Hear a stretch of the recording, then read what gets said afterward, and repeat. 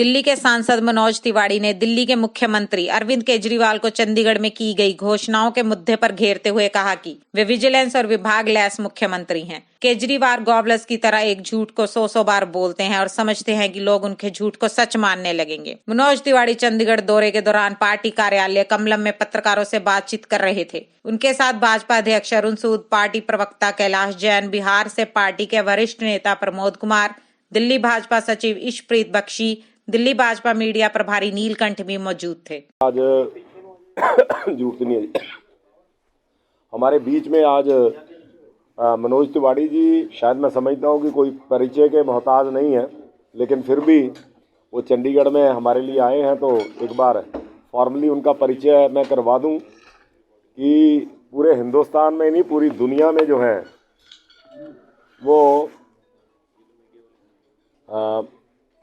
एक विख्यात गायक के नाते, भोजपुरी गायक के नाते इनकी पहचान है। और भोजपुरी के लोग छोड़ दीजिए, हम लोग भी जो है तो उन गीतों को जब सुनते हैं तो बहुत आनंद आता है। और दिल्ली के हमारे मेंबर पार्लियामेंट भी हैं और हमारे दिल्ली प्रदेश के अध्यक्ष भी रहे हैं, तो एक गायक के साथ साथ सामाजिक राजनीतिक जीवन में भी इनका एक बहुत बड़ा योगदान है। तो इनके साथ ही हमारे बीच में प्रमोद कुमार जी, जो कि मंत्री हैं गन्ना उद्योग एवं विधि विभाग, बिहार सरकार, तो प्रमोद जी भी हमारे बीच में हैं। और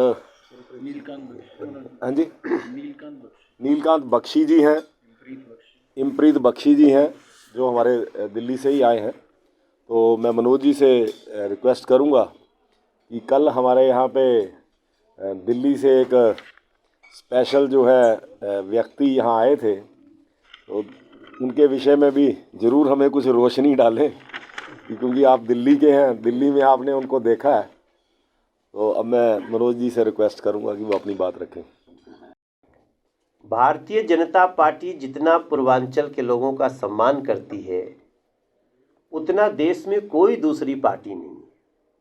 ये भारतीय जनता पार्टी चंडीगढ़ को मैं धन्यवाद देता हूँ कि इन्होंने पूर्वांचल के कैंडिडेट को मात्र पार्षद ही नहीं, पार्षद तो कई लोग बने, लेकिन इन्होंने डिप्टी मेयर भी बना के दिया और उसकी चर्चा हमारे गांव तक हो रही थी। तो मैं चंडीगढ़ भाजपा को बहुत धन्यवाद देना चाहता हूं। अध्यक्ष जी हमारे साथ बैठे हुए हैं, पार्टी में भी उच्च पदों पर हैं और पार्टी में भी उच्च पदों पे हैं वो। इसलिए कोई ऐसा व्यक्ति जो किसी साजिश के तहत अपने ही लोगों का विरोध करने लगे, तो उसको उस पर नहीं जाना चाहिए। पार्टी बहुत इम्पोर्टेंट होती है भाई साहब। और जिस तरह से भारतीय जनता पार्टी, अब देखिए ना, मैं भी तो दिल्ली का सांसद हूँ, तो मैं बिहार का सांसद तो नहीं हूँ। तो पार्टी सम्मान दे रही है और पूरा हम बता देंगे कि हम चंडीगढ़ के हर पूरब के लोगों का सम्मान करते हुए पूरे चंडीगढ़ के साथियों को, क्योंकि हम तो लोगों को बांटने वाले हैं नहीं, वो दूसरे वाले बांटते हैं। अब देखिए, एक कन्हैया कुमार यहाँ प्रचार करने आया कांग्रेस का, जो कहता है भारत तेरे टुकड़े होंगे इंशाअल्लाह, जो कहता है भारत की बर्बादी तक जंग रहेगी जारी, और उसका स्वागत करने की कांग्रेस में है तैयारी। तो हम लोग जोड़ने में विश्वास करते हैं। ऐसी कोई घटना से मैं किसी को इधर उधर नहीं सोचना है। हमने अगर मोहल्ला क्लिनिक्स की दवा से मरते हुए बच्चों का यहाँ पे आज जिक्र किया, तो ये पूरा चंडीगढ़, पूरा देश, पूरी दिल्ली परेशान है उससे। सबको पता है कि दिल्ली की हवा कैसी है, दिल्ली का पानी कैसा है, लेकिन हमने अपनी अध्यक्षता में ही अरविंद केजरीवाल के 60 में 67 सीट पाने के बाद भी उनको 272 में 67 पार्षद नहीं पाने दिया। वो भारतीय जनता पार्टी है। हमने उसी दिल्ली में, जहां ये एक बार धोखा दे करके दो बार धोखा दे के लोग अब समझने लगे, लोगों के, मैंने कहा ना, उनकी ग्लोबल शैली में वो आंखों पे पट्टी लगाते हैं।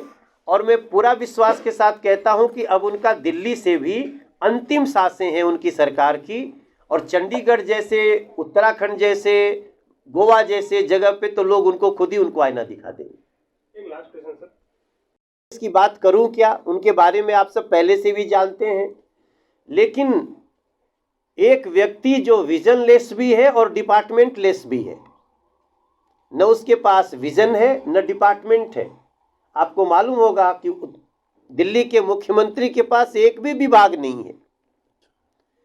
ही is visionless and he is departmentless. इसलिए ऐसे व्यक्ति से हम तो उनके पोल पट्टी खोलेंगे ही जा करके। और चंडीगढ़ का जो प्यार मिल रहा है मुझे पिछले 9 सभाओं में, उसका मैं बहुत धन्यवाद करता हूं। आप मीडिया के लोग हमसे बात किए, बहुत बहुत धन्यवाद। मनोज तिवारी ने कहा कि चंडीगढ़ में कूड़े का पहाड़ खत्म करने का दावा करने वाले केजरीवाल पहले यह बताएं कि क्या दिल्ली में कूड़े का पहाड़ खत्म हो गया है। दिल्ली में कूड़े का पहाड़ खत्म करने के लिए उन्होंने अपने कार्यालय के दौरान क्या क्या किया।